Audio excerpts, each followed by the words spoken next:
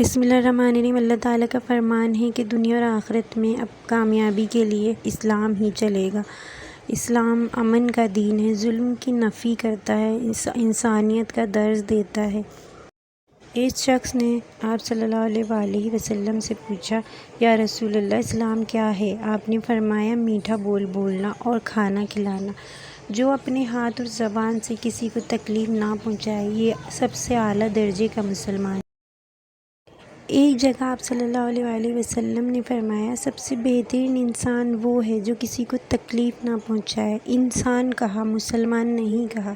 سب سے بہترین انسان وہ ہے جو کسی کو تکلیف نہ پہنچائے۔ نبی پاک صلی اللہ علیہ وآلہ وسلم نے فرمایا، جو شخص کسی معاہد کو قتل کرے، یعنی جس سے کوئی معاہدہ ہوا ہو اور وہ کافر ہو، غیر مسلم ہو، تو قیامت کے دن اس کا مقدمہ میں لڑوں گا۔